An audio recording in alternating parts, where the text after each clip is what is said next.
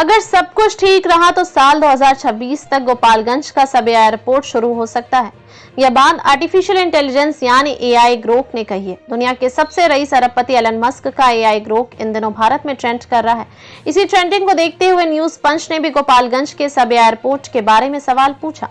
Grok ने बताया कि मार्च 2025 तक की नवीनतम जानकारी के आधार पर सब एयरपोर्ट को लेकर कुछ प्रगति हुई है। जनवरी 2025 में यह बताया गया था कि रक्षा मंत्रालय और एयरपोर्ट अथॉरिटी ऑफ इंडिया की बिहार इकाई ने इसके पुनरुद्धार के लिए तैयारियां शुरू कर दी हैं। एयरपोर्ट की 4 दीवारी का निर्माण कार्य शुरू हो चुका है, जिसका शिलान्यास भी हो गया। इसके अलावा गोपालगंज से जदयू सांसद डॉक्टर आलोक कुमार सुमन ने इस मुद्दे को सांसद में बार-बार उठाया है। 11 मार्च 2025 को उन्होंने नागरिक उड्डयन मंत्री से सब एयर टर्मिनल बिल्डिंग डिजाइन और हथुआ रूट पर ऑपरेशनल गतिविधियों के लिए एयरलाइन ऑपरेटर्स को बिल्डिंग में आमंत्रित करने का अनुरोध किया ताकि एयरपोर्ट को जीवन मिल सके। हालांकि अभी तक यह स्पष्ट नहीं है कि उड़ान सेवाएं कब से शुरू होंगी। यह प्रक्रिया रक्षा मंत्रालय और एएआई के बीच समन्वय पर निर्भर करती है और कोई ठोस तारीख घोषित नहीं की गई है।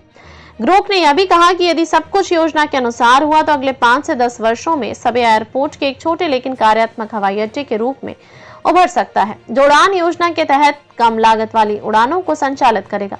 यह संभव है कि शुरुआत में यहां से पटना, दिल्ली या कोलकाता जैसे शहरों के लिए उड़ानें शुरू हों। लंबी अवधि में यदि मांग बढ़ी तो इसे बड़े विमानों और अंतर्राष्ट्रीय उड़ानों के लिए भी विकसित किया जा सकता है। हालांकि इसके लिए व्यापक निवेश और योजना की जरूरत होगी। ग्रोक का कहना है कि सब एयरपोर्ट का भविष्य आशाजनक दिखता है, लेकिन यह सरकारी प्रतिबद्धता, स्थानीय समर्थन और तकनीकी व्यवहार्यता पर निर्भर करेगा। वर्तमान में चल रहे कार्य और संसद में इसकी चर्चा से यह स्पष्ट है कि इसे चालू करने की इच्छा मौजूद है। अगले कुछ वर्षों में इसके विकास की गति और परिणाम इस क्षेत्र के लिए एक नया अध्याय शुरू कर सकते हैं। अभी के लिए यह कहना उचित होगा कि सभी एयरपोर्ट उड़ान भरने की तैयारी में है, लेकिन उसकी ऊंचाई और दूरी समय ही बताएगा। ग्रोक ने यह भी कहा कि यदि सब एयरपोर्ट चालू हो जाता है तो यह गोपालगंज, सिवान, छपरा और आसपास के इलाकों के लिए एक बड़ा वरदान होगा। अभी इन क्षेत्रों के लोगों को हवाई यात्रा के लिए पटना, गोरखपुर या दरभंगा जाना पड़ता है, जो समय के संसाधनों की बर्बादी का कारण बनता है। सब एयर के चालू होने से स्थानीय लोगों को सीधी उड़ान सुविधा मिल सकती है। हवाई संपर्क से गोपालगंज और आसपास के क्षेत्रों में व्यापार, पर्यटन और निवेश को बढ़ावा मिलेगा। यहाँ का प्रसिद्ध थावे देवी मंदिर भी पर्यटकों को आकर्षित करता है और हवाई सुविधा से इसकी पहुंच बढ़ सकती है। लंबी दूरी की यात्रा और उसमें लगने वाले समय खर्च में कमी आएगी। क्षेत्र की संस्कृति और परंपराओं को बढ़ावा मिलेगा, जिससे पर्यटन से जुड़े व्यवसाय फलेंगे फूलेंगे। सब एयरपोर्ट की नींव ब्रिटिश औपनिवेशिक शासन के दौरान रखी गई थी। इसे द्वितीय विश्व युद्ध के समय एक सैन्य हवाई पट्टी के रूप में बनाया गया था।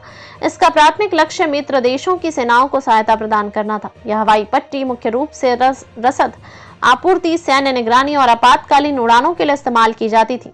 भारत के पूर्वी हिस्से में स्थित होने के कारण यह बर्मा और जापान के खिलाफ चल रहे युद्ध अभियानों के लिए सहायक थी। गोपालगंज का समतल इलाका इसे हल्के सैन्य विमानों जैसे लड़ाकू विमान और परिवहन विमानों के संचालन के लिए उपयुक्त बनाता था। 1945 में द्वितीय विश्व युद्ध के समाप्ति के बाद सब एयरपोर्ट का सैन्य महत्व धीरे धीरे कम हो गया। ब्रिटिश शासन के अंत और भारत की स्वतंत्रता के बाद इसे नागरिक उड्डयन के लिए विकसित करने की कोई ठोस योजना नहीं बनी। बहरहाल यह एयरपोर्ट रक्षा मंत्रालय के अधीन है।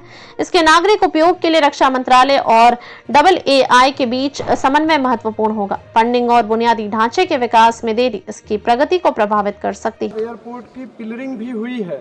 रक्षा संपदा विभाग दानापुर द्वारा पक्की बाउंड्री और फेंसिंग के लिए 4 करोड़ 41 लाख रुपए की स्वीकृति के बाद इसकी पक्की बाउंड्री और फेंसिंग का कार्य चालू है। सब एयरपोर्ट के कमर्शियल वायबिलिटी के साथ साथ ट्रैफिक डिमांड भी बहुत अहम महोदय। उड़ान 5 में बिडिंग राउंड्स तक कोई भी एयरलाइंस ऑपरेटर सब एयरपोर्ट से उड़ान के लिए बिडिंग राउंड में शामिल नहीं हो पाए हैं।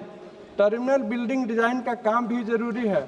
अतः महोदय, आपके माध्यम से मैं नागर विमानन मंत्री जी से निवेदन करता हूं कि सबिया एयरफील्ड को हथुआ रूट पर ऑपरेशनल एक्टिविटी शुरू करने के लिए बिडिंग राउंड्स में एयरलाइंस ऑपरेटर्स आमंत्रित किए जाएं, ताकि सबिया एयरपोर्ट का रिवाइवल हो सके और हमारी जनता को फायदा मिले। Thank you. धन्यवाद।